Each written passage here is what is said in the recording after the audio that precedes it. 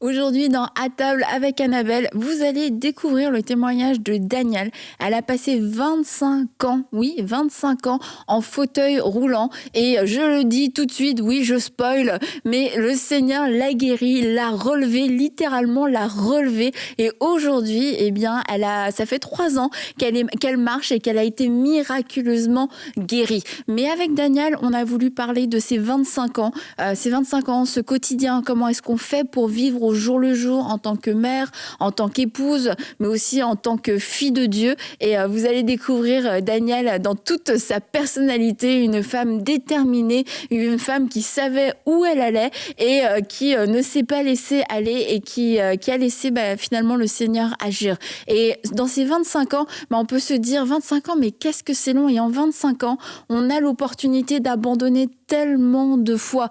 Parce qu'entre attendre quelque chose, une promesse pendant 1 jour, 2 jours, pendant 1 mois, 1 année, 2 années, mais pendant 25 ans, imaginez 25 ans, ça fait beaucoup de jours, je n'ai pas fait le calcul.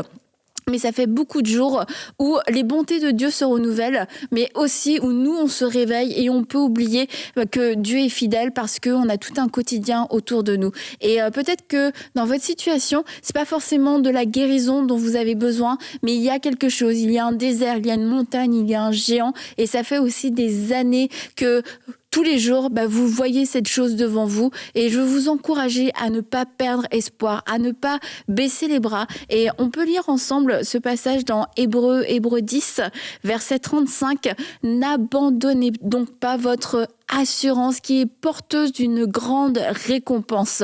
Oui, vous avez besoin de persévérance pour accomplir la volonté de Dieu et obtenir ainsi ce que vous est promis. Et je veux vous encourager par cette parole à ne pas baisser les bras. Il y a un temps de récompense qui arrive. Il y a un temps de restauration, un temps de guérison, un temps de consolation qui arrive.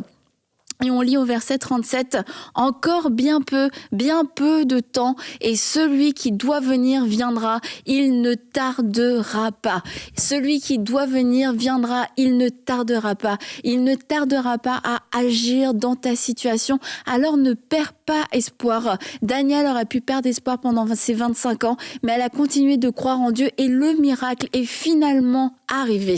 Alors elle va vous raconter toute son histoire et je crois que ça va vous encourager dans votre foi, particulièrement si ça fait un moment que vous êtes en train de traverser une épreuve, et bien que le Saint-Esprit puisse vous parler, puisse vous rafraîchir aujourd'hui dans votre foi. Alors on se retrouve à table tout de suite.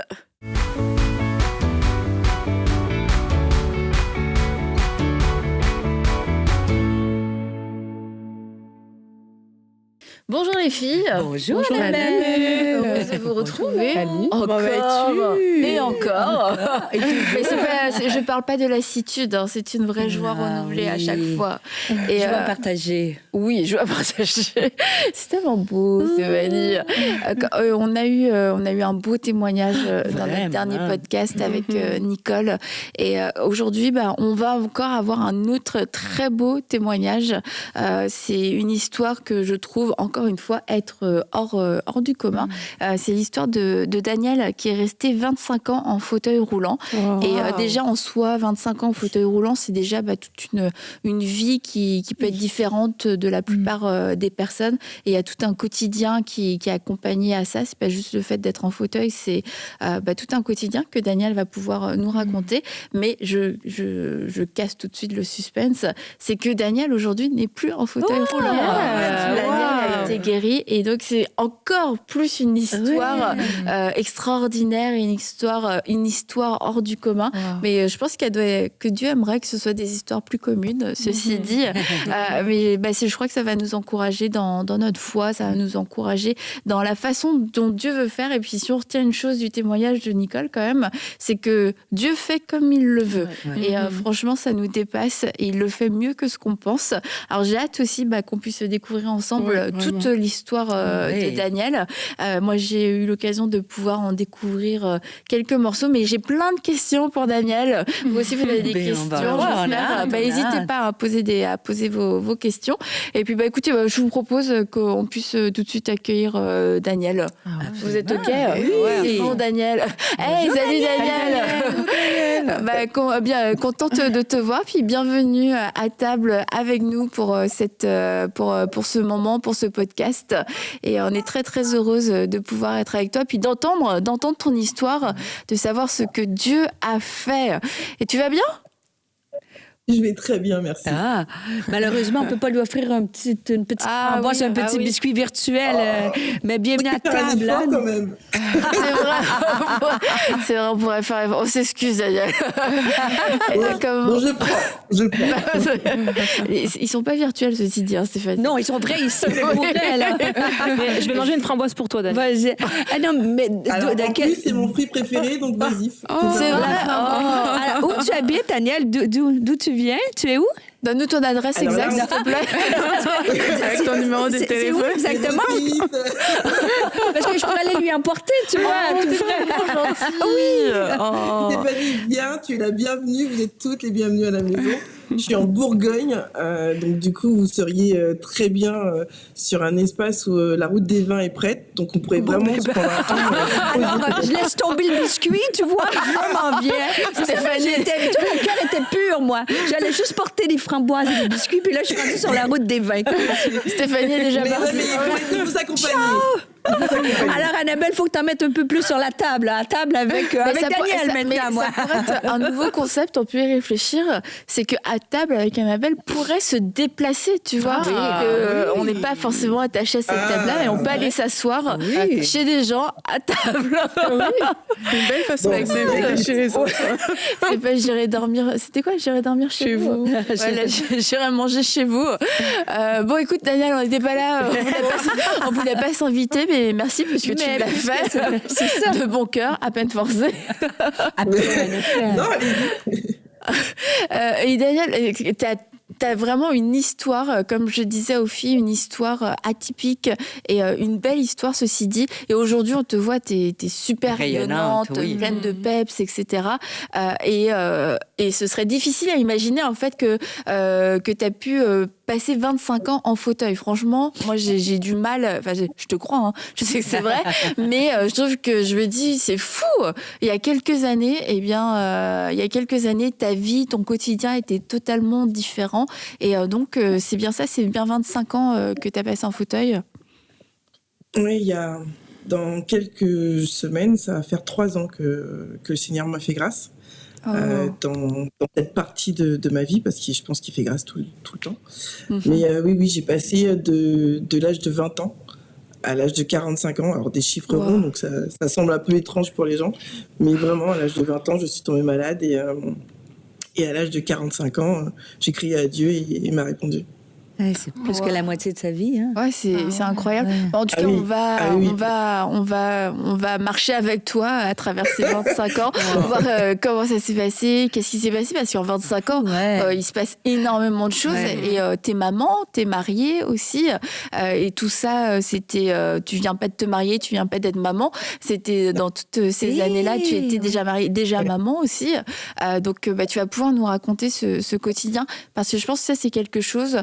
quand on ne le vit pas, on peut pas avoir vraiment la prétention, quelque part, de dire « oui, je sais, je te comprends », parce qu'il y a tout un quotidien, peut-être des gestes qui semblent très anodins, et puis des défis qu'on ne voit pas, que nous, on ne voit pas, mais qui pourtant sont bien là. Puis c'est pour ça que je trouvais intéressant que tu puisses partager ce quotidien que tu as pu avoir pendant 25 ans, que ce soit dans les petites et dans les grandes choses, tu vois, dans tes rôles, que ce soit dans ton ressenti, mais aussi comme dans ta vie pratique, tu vois, comment est-ce qu'on fait pour vivre, et puis comment est-ce que aussi tu as vécu ta foi. Donc tu vois, j'ai beaucoup de questions, mais peut-être déjà pour commencer, qu'est-ce qui s'est passé en fait à 20 ans? Qu'est-ce qui a fait que tu t'es retrouvée en fauteuil roulant?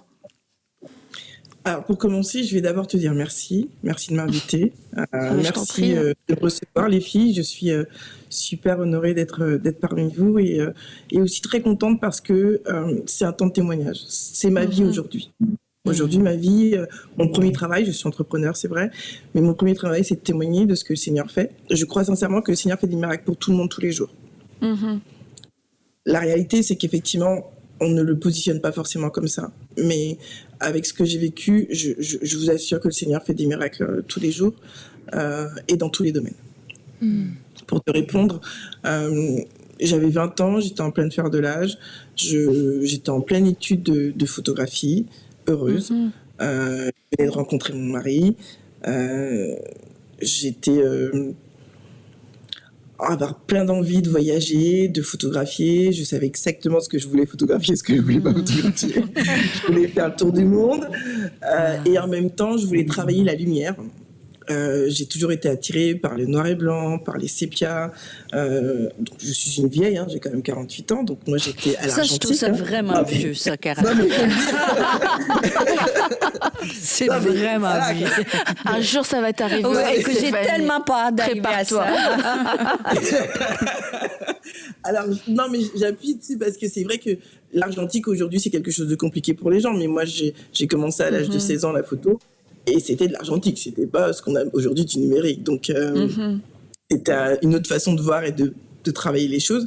Et ce qui m'intéressait, c'était la lumière. Et j'étais sportive aussi, très sportive. Et puis il y a eu ce jour où, pour payer mes études, je travaillais dans une grande chaîne. Et j'ai glissé. Et j'ai glissé, je suis tombée, je me suis fait le coccyx. Et sur le coup, tout le monde a cru que ça venait de ça. Et puis je me suis rendu compte que j'étais enceinte. Donc du coup, j'apprends que je suis enceinte, que j'ai fait mon coccyx. Donc les choses se font petit à petit. Et puis ce petit bout arrive. Et on est content, on est heureux. Et puis 7 mois après sa naissance, mon corps me lâche. Je commence à avoir des sciatiques, des douleurs à droite à gauche. Je commence à plus pouvoir à sautiller d'une jambe à l'autre, à pas pouvoir rester assise, à vraiment être dans l'inconfort physiologique. Est-ce que tu fais le lien avec ta chute? Moi, pas du tout au départ. Les médecins sont partis du principe que j'étais assez musclée, que j'étais assez forte et que du coup, ça allait se rétablir. J'étais jeune. Donc j'avais la possibilité que mon corps reprenne sa place. Et puis petit à petit, 3 semaines de sciatique, 4 semaines de sciatique. Bon. Là, mon médecin traitant, il me dit, bon là, on est sur un autre niveau, je te connais bien, on va aller voir un spécialiste et puis on va commencer à faire des investigations parce que j'allaitais mon fils, encore à 7 mois, et donc du coup, il faut être disponible. Et les douleurs faisaient que ça devenait vraiment compliqué. Puis quand tu vois le spécialiste, on te dit, vous avez 2 belles hernies discales au niveau du sacrum, et puis juste à l'étage juste au-dessus. Bon, vous êtes une sportive, ça va bien se passer. Ok, donc là, pour le coup, le corps médical était super optimiste avec toi, pas du tout. Ah, mais pour le coup, rien de grave, ça va bien aller. Ok, donc toi, t'es à l'aise avec ça? Tu te dis, ouais, c'est sûr, ça va bien aller, ou t'as quand même un petit peu une petite inquiétude, quelque chose? Alors, je suis pas dans ce tempo-là. Pour moi, l'idée, c'était, ils veulent opérer. Ils opèrent, je rentre chez moi, je m'occupe de ma famille. Ce que vous avez à faire, faites-le. D'accord, ok. Non, je suis un peu occupée. J'allais Décidément, on a eu Nicole en début de semaine sur la greffe. Elle voulait partir à Miami. Ah non, c'est bon, je pars à Miami. Là, Daniel, c'est bon là, les gars. Bah oui. Elle est dure à cuire. Mais non, mais c'était vraiment ça. Ok, le médecin m'envoie, je veux bien lui obéir, j'ai besoin de reprendre mes forces. Je rencontre le ponte du secteur, il me dit que pour lui, c'est pas grand-chose, qu'il a l'habitude qu'il va gérer. Pour lui, en 5 jours, je suis sur pied. D'accord. Je vais pas me rajouter quelque chose sur l'espace, alors que le ponte de service me dit que tout va bien. Sauf que 17 jours après l'opération, je suis toujours couchée, quoi. Ok. Et là, t'es toujours couché, et là, c'est là, qu'est-ce qui se passe? Qu'est-ce que les médecins te disent à ce moment-là? Alors, le problème, c'est que là, les médecins, mon chirurgien était donc parti en vacances. Voilà. Donc, on ne dit pas grand-chose. Okay. On attend son retour. Et là, mon mari, à ce moment-là, il me dit non, c'est pas possible. Là, t'as pas de sensations, les choses se font, tu ressens rien. On nous dit rien. T'avais perdu les sensations? Tu ressentais plus rien? J'avais déjà perdu. Oui, je ne sentais plus rien. Je ne sentais plus rien. J'étais sur corticoïdes, j'étais sous des traitements qui étaient assez lourds. Mais on ne nous disait pas grand-chose. On me disait juste qu'il fallait attendre, qu'il fallait patienter.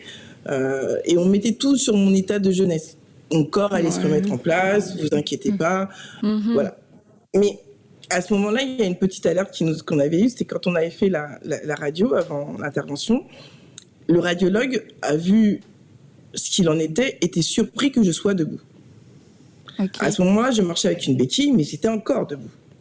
Et donc, quelque part, pour l'avoir vécu, je vous assure que tant qu'on est encore debout, on ne se projette pas forcément sur... Oui. On ne se projette pas sur autre chose. On est debout, il y a encore possibilité. Et le radiologue était vraiment surpris. Il me dit, mais comment vous êtes venu ? Je suis venu, j'ai traversé le couloir, je suis venu. Voilà. Je comprends pas. Vous avez fait des études, monsieur ?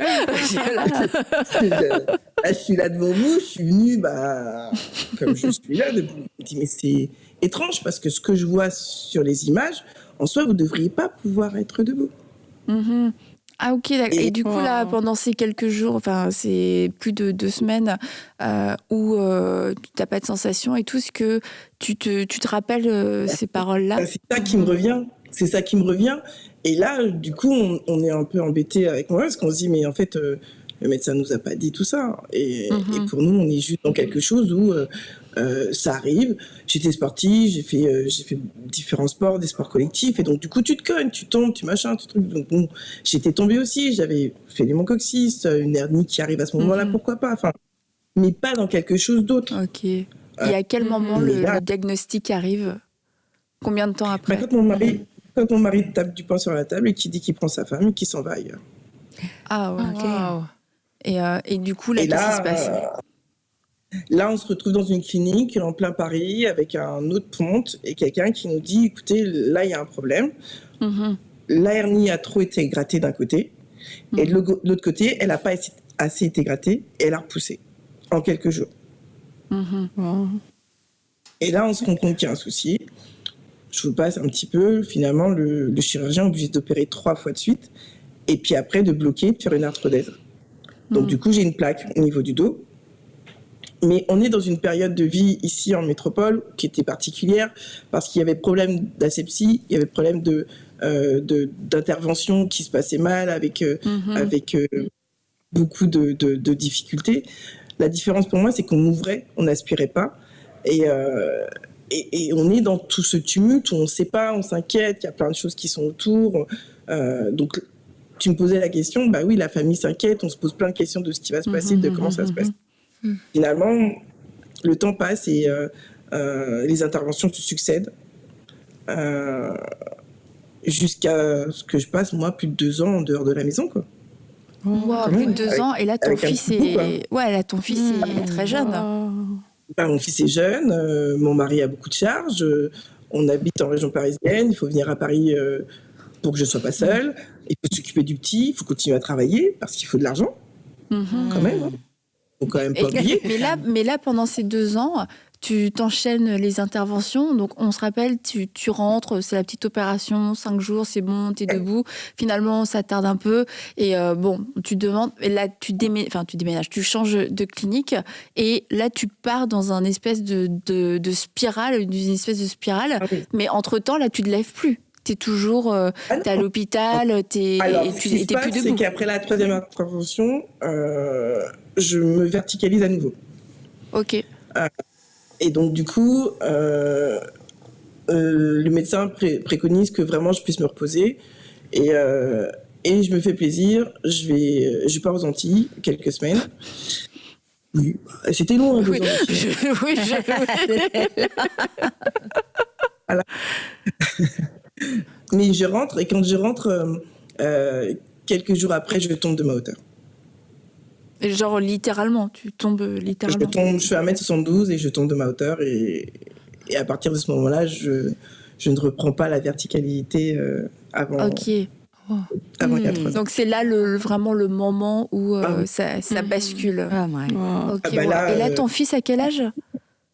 Là, notre fils, il a déjà 3 ans. Presque 3 ans. Ok. Wow. Passé. Et qu'est-ce que tu te dis justement à ce moment-là, quand tu réalises que la verticalité, elle est plus là en fait ? La difficulté, c'est quand j'ai vu ce que j'appelle le 4 roues sans moteur.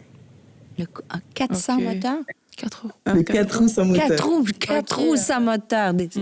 Et la première fois où on te l'a montré La première fois où on la porte près du lit d'hôpital et qu'on me dit, voilà, vous allez devoir trouver la force de pouvoir vous tenir sur le fauteuil et de pouvoir vous déplacer avec. Et là, la notion de personne, de qui je suis, de ce qui se passe, devient vraiment présente. Et alors, est-ce que ça fait peur? Je ne vais pas vous dire que ça faisait peur. Parce que je pense que il y a toujours quelque chose qui fait qu'on se rattache à notre Seigneur, parce que dans la réalité, il y a tellement de gens qui vous parlent. Il y a tellement de choses à faire. On parle de l'état physique, mais concrètement, je mangeais plus. Je mangeais quasiment pas. J'étais entre 40 et 45 kilos. Je fais 1m72. Je n'étais pas épaisse. Il faut tenir déjà ça. Pour tenir les médicaments qui sont de la kétamine, qui sont de la morphine, tout ce type de médicaments, vous n'avez plus d'estomac si vous ne mangez pas. Vous n'avez rien pour tenir tout ça. Il y a tout ce qui est administratif, parce qu'il ne faut quand même pas se leurrer. Vous me demandez qu'est-ce qu'est le quotidien. Le quotidien, c'est aussi ça. Tu vois, il faut passer par la sécurité sociale, il faut avoir une mutuelle, il faut que la mutuelle puisse prendre en charge tous les besoins. Est-ce que ça, c'est des choses que toi, tu faisais toi-même? Alors, j'ai eu la grâce que mon mari s'occupe de beaucoup de choses, mais il a fallu que je fasse aussi pas mal de choses, parce que lui travaillait beaucoup plus dur pour qu'on puisse justement avoir la mutuelle qui prendrait en charge tout ce que ça coûte. Moi, pour avoir cherché durant ces 25 ans des aides, des soins, des traitements en Autriche, au Canada aussi, je n'ai pas pu y avoir accès pour des moyens financiers. Et j'ai conscience aussi que j'ai eu cette grâce que le Seigneur puisse me faire vivre en métropole avec la sécurité sociale et autres. Mais il faut forcément avoir une mutuelle. Il faut forcément avoir les moyens d'avoir une mutuelle suffisamment importante qui prenne en charge le complément du fauteuil, les médicaments. Et puis, vous n'avez pas je ne pouvais pas travailler. Il y a des gens qui arrivent à travailler, et merci Seigneur, c'est une grâce aussi. J'ai voulu, j'espérais, mais concrètement, quand vous ne tenez pas sur le fauteuil, quand votre tête, au bout d'un moment, parce que là, je vais un peu devant, mais mon corps a continué à se déliter. J'ai continué à perdre la motricité de mes bras et de mes cervicales. J'ai eu des compressions médulaires. Donc, du coup, tu te retrouves avec un corset, tu te retrouves avec une minerve, tout ce qu'on aura fait pour toi sur mesure. Genre, c'est pour toi, c'est... Ah, dis donc, t'as fait ça sur mesure. Ouais, enfin... Voilà, parce que ça... Et comment t'es rentrée chez toi après, je sais pas au bout de combien de temps, mais t'es rentrée chez toi avec le fauteuil. Et bien, est-ce que ton logement était adapté aussi à ça? Mon logement n'était pas adapté à ça. J'étais dans une région où on avait un ascenseur qui posait problème.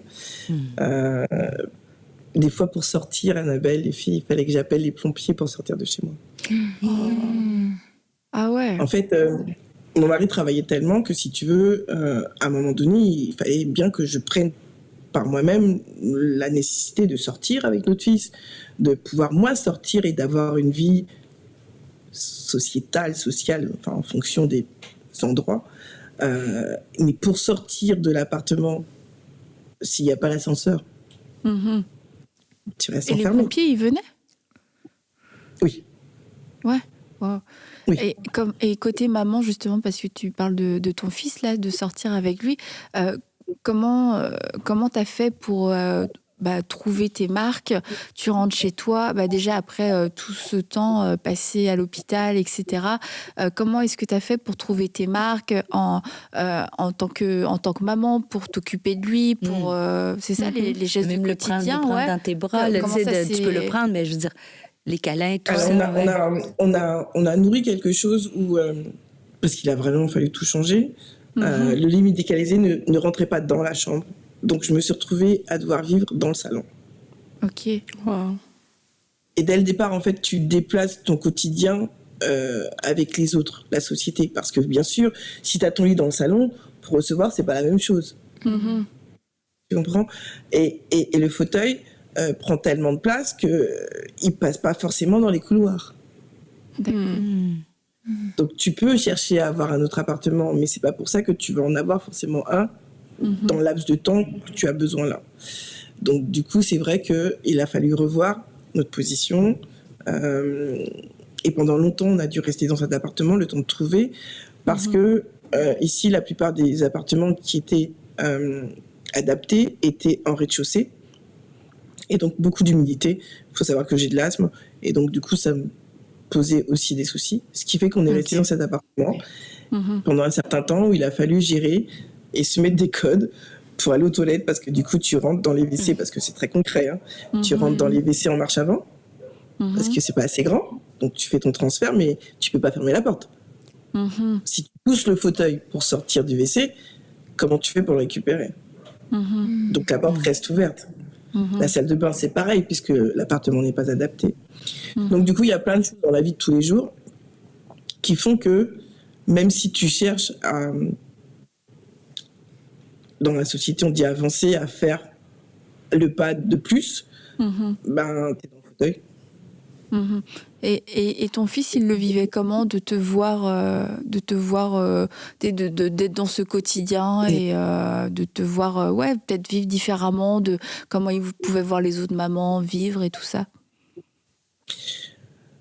Ça a été très difficile pour lui, très très difficile pour notre fils. Il a, au départ, on a trouvé des choses où beaucoup de câlins, où il venait sur mes genoux. Quand j'ai eu un fauteuil électrique, petit, il était sur mes genoux devant, plus grand, il avait des cale-pieds, il était derrière. Et donc, on trouvait des moyens pour que vraiment la chose puisse être. Mais c'est vrai que pour lui, ça a été difficile parce que le regard des gens sur moi était particulier. Souvent, les gens associent le handicap physique avec un handicap moteur. Ça semble très particulier, mais souvent les gens le font. Et surtout quand vous n'avez pas la capacité de vous tenir. Aujourd'hui, je me tiens droite.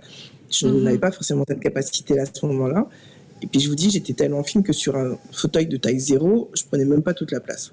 Donc les gens ne savent pas très bien. Et les gens se posent des questions, mais dès le départ, ils sont angoissés. Qu'est-ce que tu risques? Qu'est-ce que tu peux engendrer dans leur vie? Et moi, je me rappellerai toujours des gens qui, quand on allait dans les magasins, qui tiraient leurs enfants. Les enfants sont intéressés par le cale-pied, par les roues, par les gens. Moi, ça ne me pose pas de problème. Tu me poses une question, je te réponds. Tu me demandes pourquoi, il n'y a pas de... Mais Julien t'avait beaucoup heurté de voir ses parents qui tiraient leurs enfants vers eux, genre en protection, comme si je risquais de soit de les invectiver, soit de leur dire quelque chose, de leur faire quelque chose avec le fauteuil. Et ça a été vraiment une douleur. De tout ça, c'est une douleur qui... Je le dis parce que je me rappelle qu'une fois, Stéphanie avait parlé aussi de sa vie de maman et de la difficulté avec les enfants parfois. Jusqu'à aujourd'hui, il est en colère. Jusqu'à aujourd'hui, il souffre de ça, il a 28 ans. Il a 28 ans. Et c'est aussi ça la vérité de cette vie. C'est que moi, je crois que ce que j'ai reçu comme miracle aujourd'hui, il va se multiplier pour notre fils et pour mon mari aussi. Mais le quotidien, pour beaucoup, c'est ça. Ouais, et toi, est-ce que ça a affecté la façon dont toi-même tu te voyais au niveau de ton estime personnelle? Comme femme, qu'est-ce qui s'est passé pour toi, non seulement à tes yeux, mais aussi par rapport à ton fils, par rapport à ton mari? Est-ce que ça a changé ta propre estime personnelle? Si oui, jusqu'à quel point? Alors, moi, j'avais la rage. Moi, j'avais la rage, en fait, si tu veux, dans la rage dans quelque chose de bon, c'est-à-dire que j'ai toujours dit à qui voulait l'entendre que je marcherais et que je marcherais sur mes talons. Le seul problème, c'est que des fois, non, mais c'était clair pour moi. Mais le seul problème, c'est que j'ai dû vivre aussi que le Seigneur, il te donne des choses et que t'es pas censé les divulguer, en fait. Ah, les gens n'étaient pas prêts à une telle déclaration. Daniel.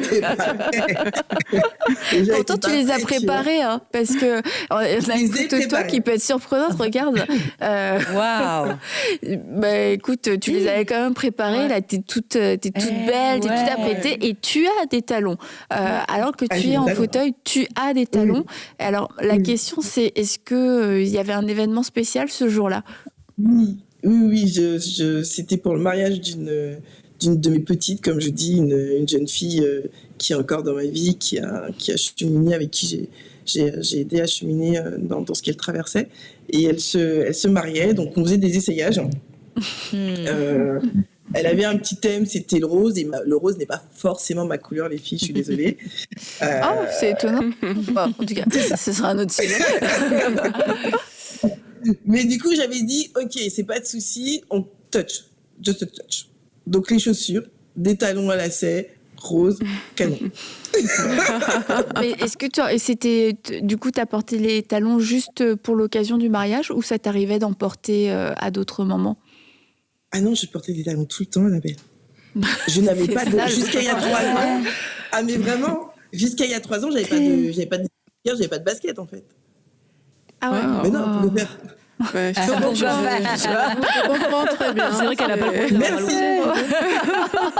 Donc, mais est-ce que ça surprenait les gens de te voir, tu pars, je sais pas moi, tu vas au magasin, tu vas à tes rendez-vous médicaux, etc. Est-ce que les gens étaient surpris, voire peut-être même quelquefois, peut-être pas agacés, mais genre, pourquoi tu fais ça? Ça sert à quoi? Tu dis peut-être pas agacé, bien sûr, ils trouvaient ça ridicule, faut être clair. Hein. Ah ouais, je sais pas. Oui. Non, mais je trouve ça cool quand même. Donc, ça pouvait aller jusque-là. Oui, ça pouvait aller jusque-là. Ils comprenaient pas.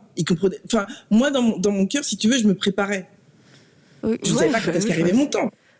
Mais il fallait être prête. Mais oui, clairement. Si c'est aujourd'hui, j'ai pas mes talons, t'imagines?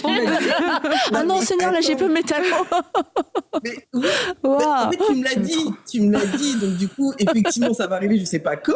Mais concrètement, moi, comme je disais il y a quelques temps, justement, à Nicole. À Nicole. Moi, j'avais une. Oui, à Nicole. Non, Nicole. Ouais. Ok. Nicole. Oui, peut-être parce que nous, on va faire ça que. Oh, ok. Annabelle, j'ai vu que c'était notre Nicole. Donc oui, on revient, comme tu disais, à Nicole, notre Nicole. Notre Nicole. Non, mais oui, je lui disais il y a quelques temps qu'effectivement, j'avais une collection de talons. Parce qu'il y a des talons pour chaque occasion, les filles, hein, on est bien d'accord. Absolument. Moi, ça là, par contre, je suis entièrement d'accord avec toi. Il y a des talons, et dans les noirs, tu peux avoir des talons, des chaussures à talons noirs, de toutes sortes. Voilà, continue, Daniel. Tu avais toute ta collection. Toute ma collection, et les gens disaient, on me faisait la réflexion, toi, tu risques pas de les abîmer, tes talons. Mais les gens ne se rendent pas compte, en fait, de l'impact que ce type de phrase peut avoir, si tu veux. Parce que quelque part, oui, effectivement, j'ai une collection de talons. Et oui, effectivement, je ne les abîmais pas jusqu'à aujourd'hui. Parce que tu te préparais. Et comment... Parce que là, tu disais que tu allais à un mariage, mais tu étais aussi, j'imagine, puisque tu mettais des talons, tu restais coquette, tu t'habillais, etc. Mais Annabelle, un jean slim avec une paire de talons... bout ouvert, une chemise, une veste, enfin, excuse-moi, t'es habillée. Ah ouais, Ah ouais, c'est ça. Mais tu l'as toujours fait pendant les 25 ans, ou c'est à un moment donné, tu t'es dit, là, il faudrait peut-être que je me prenne en main, ou non, t'as vécu ces 25 ans comme ça? En fait, j'ai vécu ces 25 ans pour te dire jusqu'à l'hôpital, quand les gens venaient et qu'ils défaisaient ma valise, ils étaient toujours choqués que tout soit... que tout soit mis ensemble. Oui, j'ai un soutif qui est bleu, et j'ai la culotte qui est bleue. On est bien. Ok, Donc, en fait, c'est ça, c'est que Mais elle t'as n'a comme pas perdu son estime, en Ouais, fait. voilà. Non, c'est Et puis, beau. c'est comme on dit, t'as pas battu en retrait. C'est comme, maintenant, voilà, ma vie a complètement changé. Ouais. Puis bon, j'abandonne. Non, je trouve ça beau. T'as même des critères qui sont plus élevés Non, que je la m'étais mis plupart des des critères. gens, en fait. Tu nous complètes, tu me pas poses. de nom, Annabelle. Ah, franchement, Après, waouh. Tu vois, c'est- après, il faut être. Après, c'est vrai qu'il y a eu des périodes où j'y étais plus, quoi. J'étais épuisée. Les médicaments fatiguent énormément. Cet état-là, c'est moi. Aujourd'hui, c'est pareil. J'ai besoin que ça soit de faire attention, en tout cas d'être apprêtée. Mais j'ai eu cette période où je voulais plus voir personne aussi. Hein. Ouais. Tu vois, je veux dire, 25 ans, je vais pas te faire croire que j'avais la banane tous les jours de l'année, toute la sainte journée. C'est pas vrai. Le quotidien, c'est quand tu as un agenda et qu'il est rempli de rendez-vous avec différents médecins, différents corps de métier, de médecine différentes, avec le kiné, avec les prélèvements, avec ça, et les traitements. Parce que il faut pas oublier, les traitements, ça joue beaucoup sur toi. Il y a des moments où tu n'es pas en état. Mais vraiment pas en état. Et d'ailleurs, sur le plan social, toi, du coup, comment tu le vivais? Est-ce que tu avais besoin d'être seule de temps en temps, mais est-ce que tu avais aussi, j'imagine, besoin d'être entourée? Et est-ce que tu as senti ce côté, justement, d'être entourée de tes amis? Ou est-ce qu'au fur et à mesure des années, tu t'es sentie peut-être un peu plus seule aussi? Parce que j'imagine que des fois, on peut ressentir une solitude quand on ne vit pas, entre guillemets, comme tout le monde, d'une façon un peu différente. Tu sais, c'est ce qui m'a amené à cette prière que j'ai faite il y a 3 ans. Parce que, concrètement, ici, il y a eu un grand chamboulement architectural qui faisait qu'on faisait plus des grands immeubles, on faisait des immeubles avec 3 étages, tu sais, et il n'y avait plus d'ascenseur à ce moment-là. Donc, quand la plupart de tes amis habitent dans ce type d'appartement très chic, très très bien, hein, mais que toi, tu as un poids. Parce que 45 kilos, comme ça, tu dis que c'est pas. Mais quand tu peux pas te retenir.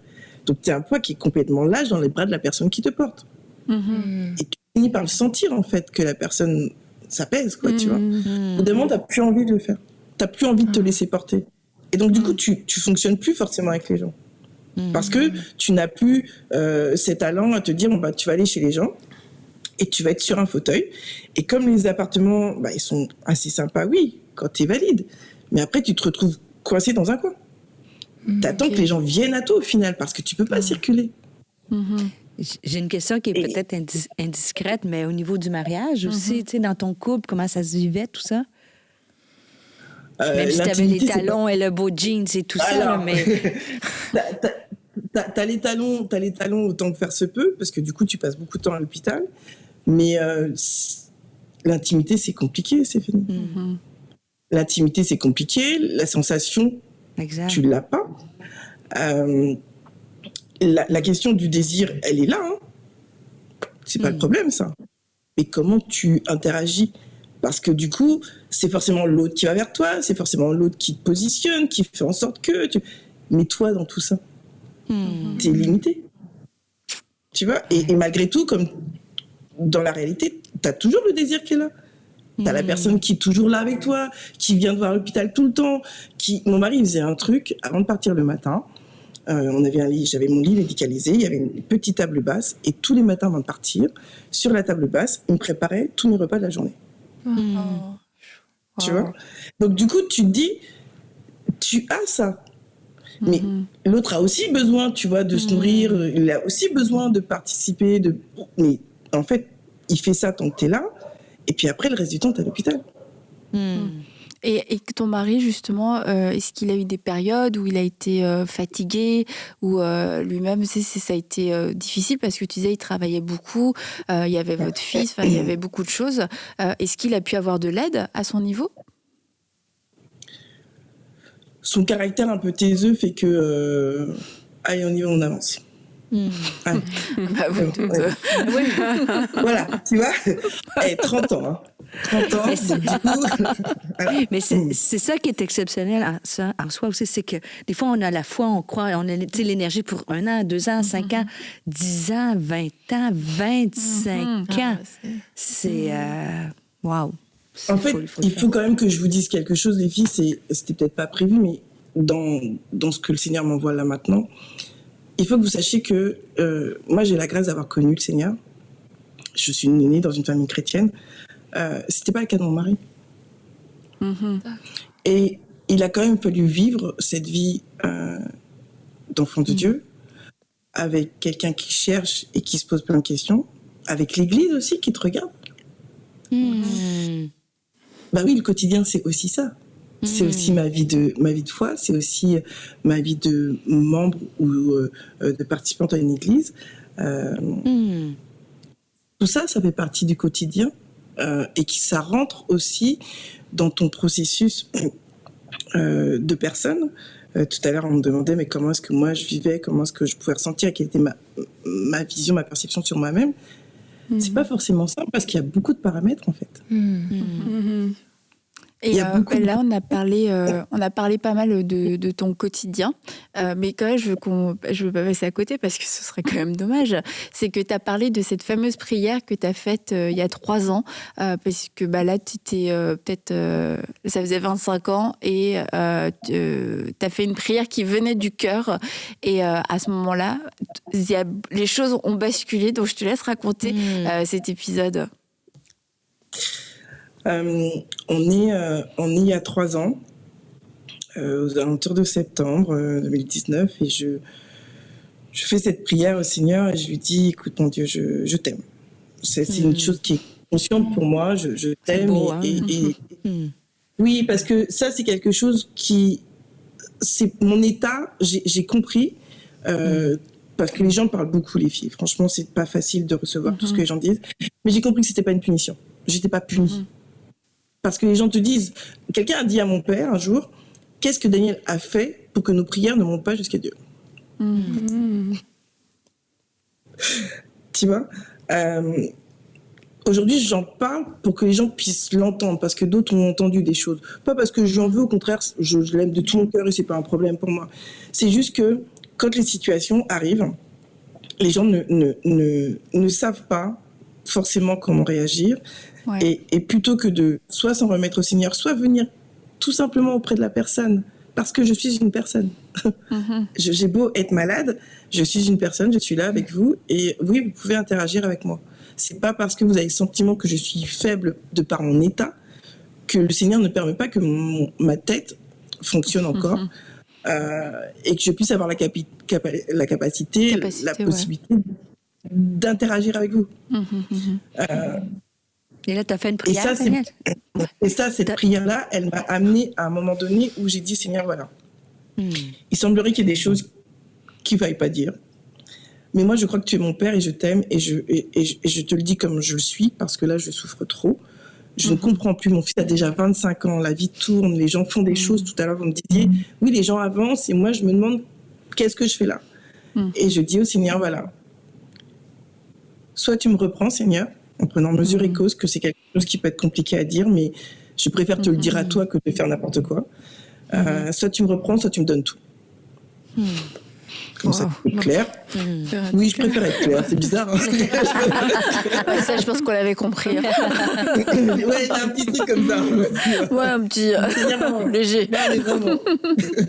Soit tu me donnes tout, soit tu me donnes tout, soit tu me reprends, Seigneur, parce que vraiment, là, je ne vois pas comment te servir concrètement. Je ne vois pas comment vivre pleinement, être princesse de l'Éternel. Comment je fais pour être en action? Comment je fais pour participer à ce que tu choisis que je sois? D'où l'idée de cette question d'identité que vous me posiez tout à l'heure.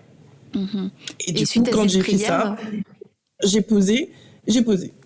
J'étais en paix parce que je ne me suis pas sentie mal de dire ça au Seigneur, tu vois. Donc déjà, ça m'a fait du bien, franchement. Et puis, quelques temps après, j'ai un ami qui est... Il faut savoir que j'ai beaucoup de gens qui priaient pour moi. J'ai des amis très proches, dont deux personnes, Sandra et Esther, qui ont été très, très proches de moi. Et puis d'autres personnes, Patricia et autres. Mais j'ai un ami qui a un jeûne hebdomadaire et qui m'avait à cœur. Il faut savoir qu'il était à 100 km de chez moi. Et il m'appelle, il me dit, écoute, je voudrais passer te voir. Et tout. Je dis, écoute, je suis fatiguée. Là, recevoir, discuter. Aujourd'hui, j'aime parler, mais là, je suis pas... Il me dit, écoute, je sais pas pourquoi, je sais que c'est pas mon habitude, mais il faut vraiment que je vienne. Je lui dis ok. Et donc il vient à la maison.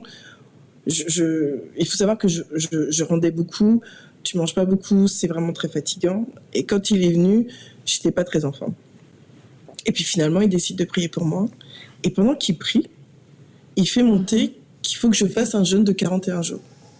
Alors que tu es déjà faible, alors que je suis rincée, Annabelle. J'en peux plus. Ouais, ok. J'en peux plus. Je suis crevée. J'en peux plus. Il fallait t'inspirer. Franchement, il faut même avoir quand même un peu d'audace. Tu dis ça. Ok. Et au moment où il finit sa prière, il me regarde. Et là, vraiment, même pas, je suis choquée. Dans mon esprit revient la prière que j'ai faite au Seigneur. Et je me dis, c'est pour moi, c'est mon moment. C'est maintenant, c'est pour moi. Wow. Okay. La prière, elle est revenue comme si, tu vois, deux choses s'emboîtaient. Ouais. C'était maintenant, en fait.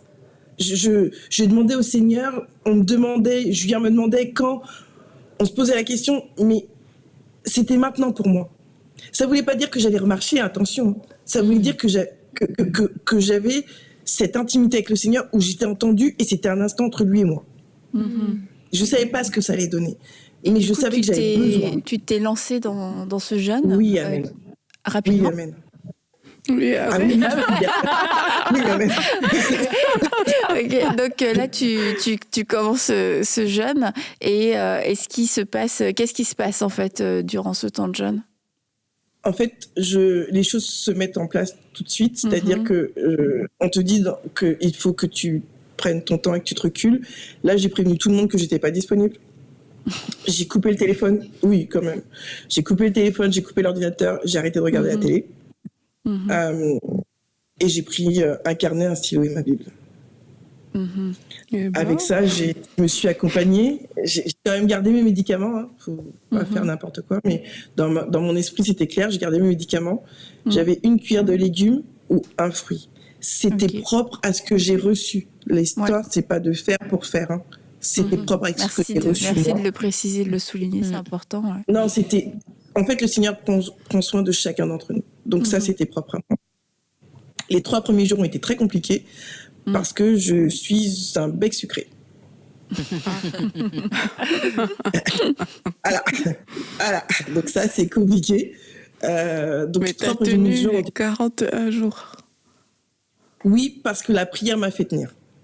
Vraiment. Ok. Mais est-ce que pendant ces 41 jours, tu priais pour pouvoir remarcher, ou alors est-ce que c'était plus un temps de communion, d'intimité avec Dieu? Je priais pour être délivrée, je priais pour être libérée, je priais pour avoir la réponse à cette question qui était: qu'est-ce qui se passe avec ma motricité? Qu'est-ce que tu veux de moi, Seigneur? Et qu'est-ce que tu veux que je fasse?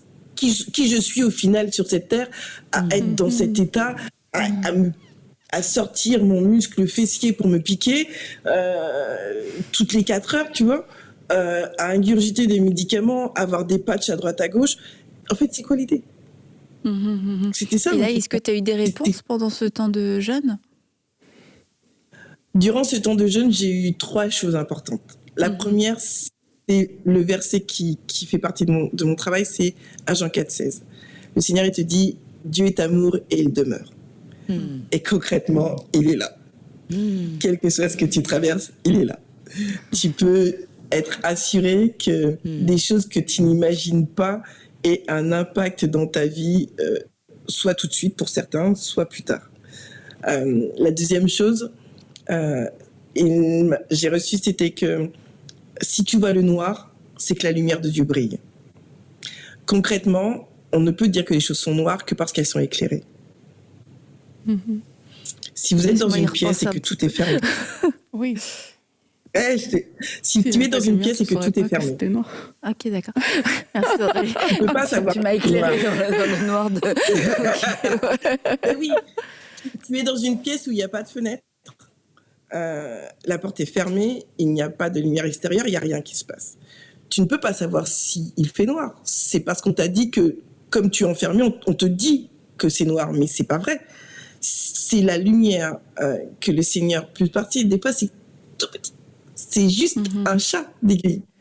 Mais partir du principe où ce chat est là, où la présence de Dieu est là, tu peux savoir si c'est noir ou si c'est rose fluo. On sait rien. Mais il n'y a que la lumière qui peut te permettre de savoir ça. Et la troisième chose. Et le pardon. Ah, waouh. Ok. Le Seigneur, il m'a dit, on pardonne à ceux qui t'ont blessé. Demande pardon à qui tu as pu faire du mal ou blesser. C'est-à-dire que des fois, un regard, une pensée, c'est un peu court ta jupe quand même. Tu vois, des choses qui... tu vois, ça a l'air de rien comme ça. Mais en fait, tu connais pas le jardin de la personne. Tu as tes préjugés, tu as tes attentes. Mais en fait, tu peux transmettre quelque chose à l'autre sans même parler et des fois blesser l'autre. Tu vois. La troisième chose, c'est demande pardon à ton père. Seigneur mon Dieu, j'ai pas pris l'espace peut-être de te faire confiance dans tout ce que j'ai vécu. J'ai peut-être eu peur. J'étais peut-être trop pressée. J'ai voulu faire par moi-même. Tu vois, toutes ces petites choses-là. La quatrième chose, c'est pardonne-toi. Pardonne-toi de pas À la fois, c'est un gros morceau. Ah, c'est un gros morceau, ça c'est sûr. Et la cinquième, c'est reçois le pardon de Dieu. Ok. Le pardon, c'est un processus. C'est pas juste demander pardon pour demander pardon. Mais le pardon, c'est un processus. Et le pardon, c'est le cadeau. On est dans cette période-là, mais le cadeau, on l'a. Il l'a fait. Je veux pas être pressée, mais parce que je veux être sûre qu'on ait la fin de l'histoire et qu'on reste pas sur notre fin. Je vois le temps qui avance. Et donc, dans ces 41 jours, c'est merveilleux tout ce que tu as vécu. J'ai l'air complètement insensible. Mais parce que je veux vraiment qu'on sache, est-ce que tu t'es levé pendant les 41 jours? Non. Non. Bon. Le suspense est entier. Non. Ok. J'ai entendu. Tu vois, le scénario, tu pensais que le scénario Ah, mais sont parce que meilleurs là, que tout le monde va rester sur sa fin, là, sinon. Donc, on veut savoir qu'est-ce qui s'est passé. Je vais te la faire courte. Effectivement, je me suis pas levée pendant ces 41 jours, mais c'était les 41 jours ont été tellement intenses. Fort, ouais. Que j'ai vécu cette transformation. Et j'ai pris mesure et cause que le Seigneur m'aime. Et que vraiment, j'avais une place particulière pour lui. Mais je l'avais vécu dans mes tripes. Tu vois, tu le sais, tu le dis, tu le lis, mais là, j'avais vécu dans mes tripes. Il s'est avéré que durant ces 41 jours, ces 6 semaines, j'ai pas pu aller chez le kiné. J'étais concentrée, je suis restée concentrée. 3 semaines après, je décide de prendre rendez-vous et je vais chez le kiné. Et le kiné est tout content de me voir. Ça fait 10 ans qu'on travaille pour que j'ai du muscle. Donc, tu te doutes bien, 41 jours, j'ai perdu pas mal de kilos. Au niveau du muscle, quand je suis arrivée, il était pas super content. Hein. Mais bon, il était content de me voir, c'était déjà ça. Et finalement, il fait son travail. Donc, il me fait faire 2-3 exercices, il me masse. Et on est dans une grande salle. Une très grande salle. D'un côté, il y a un mur. De l'autre côté, en face, il y a une grande baie vitrée. Il a fini de ce temps. Et il poussait un peu, lui, il me dit, écoute, ça fait longtemps que tu t'es pas verticalisé. Et comme on sait, en fait, quand tu restes à ne pas être verticalisé, la gestion du système sanguin, tu vois, c'est un peu limite. Et c'est nécessaire parce que quand tu es sur le fauteuil, tu as l'attraction terrestre, en fait, qui fait que tu es attiré vers le sol. Et moi, à ce moment-là, je lui dis, écoute, ça fait plus de 30 minutes qu'on est là. Moi, j'ai faim et je suis fatiguée. Alors, du coup, il me dit, mais t'es déjà là. Je lui dis, ok, je suis déjà là. Donc, il va chercher le déambulateur et donc, il sort et il va dans une autre pièce. Le téléphone sonne, donc je me dis, ouf, j'ai encore 5 minutes pour moi. Je suis sur la table, je suis toute seule. Et j'entends, vas-y. Wow. Ok, je suis fatiguée. Et à un moment donné, oui, parce que je suis crevée, je suis vraiment fatiguée. Et à un moment donné, je ressens un truc qui fait que mon cœur palpite et j'entends vas-y. Et comme pour la première fois, je revois mon jeûne, je revois mon temps de jeûne. En fait, j'ai les étapes qui s'éclairent. Et je me redresse sur la table. Je me laisse glisser. Je te la fais courte, Annabelle. Je me laisse glisser. Et comme je vous ai dit, en fait, je n'avais pas de sensation. Tout mon côté gauche, je ne sentais rien du tout. Et mon côté droit était par endroits très douloureux. Et je glisse et je sens mes orteils. Wow. Je me redresse, je retourne sur la table. Je me retourne sur la table. Mais tu réalises que tu as senti. Mais je réalise que je sens. C'est tout. Ouais, c'est ça. Ok. Tu vois? Wow. Et j'entends à nouveau vas-y. Et je me sens glisser et j'ai les 2 pieds au sol. Et je sens mes 2 pieds. Wow. Et là, je me dis, ok, merci Seigneur. Le premier truc qui me vient, c'est merci Seigneur. Parce que j'ai pleuré pendant ces 41 jours, mais je n'ai pas pleuré en priant, en demandant, en suppliant pour être debout. J'avais besoin de ce temps-là et c'était ce temps-là avec mon Seigneur. Mais là, il y avait quelque chose qui se passait. Il y avait quelque chose qui venait là pour moi. Tu vois. Et au sol, il y avait un ruban rouge. Pendant 10 ans, je n'ai jamais demandé à mon kiné à quoi servait ce ruban rouge. Ce ruban allait du mur où j'étais jusqu'à la baie vitrée. Et quand j'ai eu les pieds au sol, j'étais attirée par la lumière. Et je me suis retrouvée à mettre un pas devant l'autre. Wow. Toute seule dans la salle du kiné.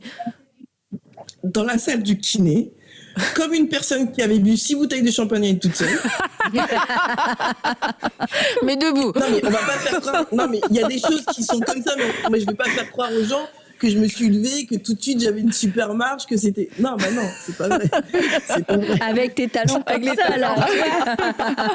Ben non, j'étais en chaussettes. Non, c'était l'hiver, j'étais en bottines talons, mais j'étais en chaussettes. Quoi. Et donc du là, coup, t'es là, en train de tituber. En train de tituber complètement, attirée par ce bain de lumière qui m'entoure, m'enveloppe et qui me porte. Et je vais jusqu'au bout où il y a une table et la porte. Et t'as le kiné qui sort, donc la porte s'ouvre comme ça, le kiné se sort et il pousse avec son dos, donc il se retourne.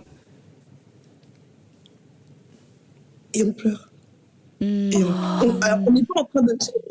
On est vraiment, c'est vraiment des larmes qui coulent, tu sais, où on est nettoyé.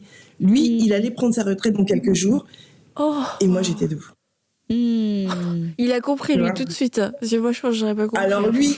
Alors lui, en plus, lui, il est bouddhiste. On a passé notre temps à parler de nos foi, de chacun, parce que lui a été bousculé par le catholicisme, par machin, donc il est passé dans toute autre chose. Mais on parlait toujours de Dieu et on était toujours de Dieu. Et là, il prenait sa retraite quelques semaines après, tu vois. Et là, il a terminé sur un miracle. Et à un moment donné, on sort de ça et il me dit, moi, je veux voir. Ok. Et je retourne aussi bourré, hein, parce que du coup, j'étais... L'émotion. Et en face de moi, il y a le fauteuil. Et on réalise que le fauteuil est à 5 mètres de moi. Et que je ne suis pas dans le fauteuil. Donc, il est à côté de moi, il a déposé le déambulateur, du coup. Oui, du coup. Ouais. Et moi, je mets un pas devant l'autre jusqu'au fauteuil.